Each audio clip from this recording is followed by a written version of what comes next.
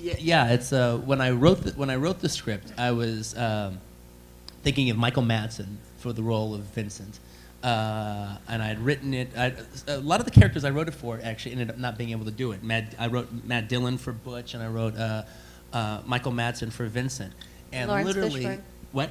Lawrence Fishburne. Yeah, and Lawrence Fishburne actually. Yeah, for Jules, and then.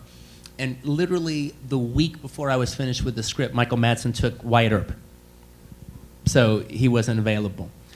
And then we offered it to Fish, and Fish turned it down because he didn't want to do a supporting part anymore. And he only wanted to do leads from that point on. And but that was kind of okay because I liked the idea of Larry Fishburne and Michael Madsen together. I thought that was a real badass team. But once that got fucked up, now I had to really go back to the drawing board and really think about it all over again. But I tend to that's how I tend to do casting. I mean, the thing is, you can't help but have people come into your mind, especially if you met somebody and you think they're interesting and they show up on the page. And so you keep seeing me. I'm always watching the movie in my head as I'm making it, as I'm writing it. So I've seen that movie a zillion times. And then when all of a sudden when they drop out or they can't do it or for whatever reason, it's not always such a bad thing because I've seen that movie a zillion times. I could almost be getting bored with it. All right. So when that doesn't work out and I have no commitments anymore, then you can kind of open your brain up and look at the whole big wide world out there. And now what movie am I going to make? And it's kind of and it's interesting like that. So then you put Sam and John together, and now you got a comedy team, as opposed to them being badass, all right? And so that's the way it works. When one guy can't do it, then it's usually you need the two other guys to do it. What about Sunday Bloody Sunday when we had Sam and Paul Calderone? Oh yeah. Yeah, actually there was do you want to tell that story? Well, Sam Jackson came in to let me set it up. Let me just set it up. Yeah, you do. I'll just set it up.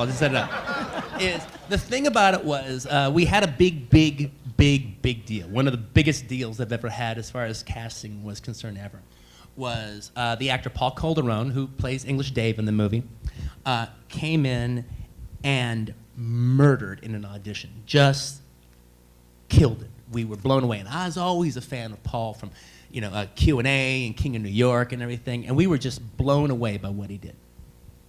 And I was like, okay, that's it. That's who I want for Jules. All right. And then Sam Jackson came in. And the thing is, Sam Jackson was great, but Sam kind of thought he had the part. So he didn't kill the audition. All right. And so I go, okay, well, that's it. Okay, Paul gets the part. And then Harvey Weinstein's like, whoa, wait a minute.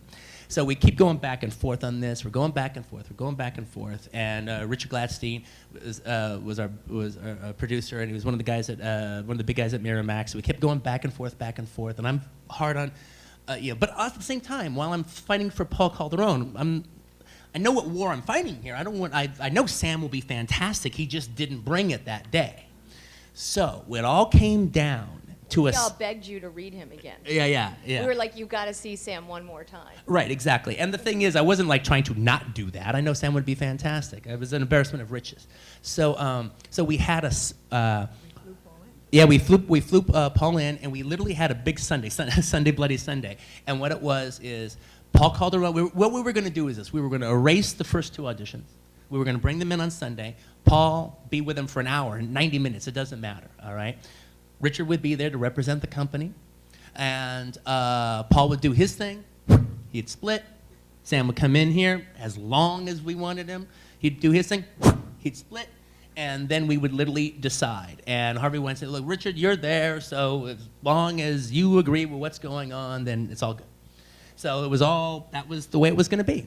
And Paul came in there, and Paul was terrific. He killed. When he walked out, Richard was like, okay, well, I guess that guy's got the fucking part. All right? And then Sam Jackson came in. And Sam not only killed, it was like we were sitting in the theater watching the end of the movie. And that was like, okay, I guess Sam got it. And that's Paul was so good and I was all this pressure, you really should cast Sam. Then I'm hearing before we go in there, And Paul walks in, and it was, you couldn't imagine anyone could do it better. And I remember we went out to lunch, because we didn't want them to kind of like bump into each other and everything.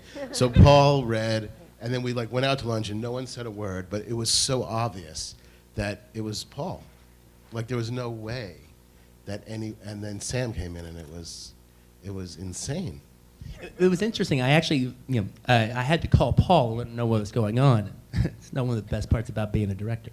The phone was kind of heavy. Anyway, I pick it up and I call him up and tell him, and he goes, "No, I knew it." I go, "What do you mean?" He goes, "Look, no one could have took the part from me the first time I auditioned. But that last one, it was good. But somebody could take it, and I knew Sam Jackson was coming in next."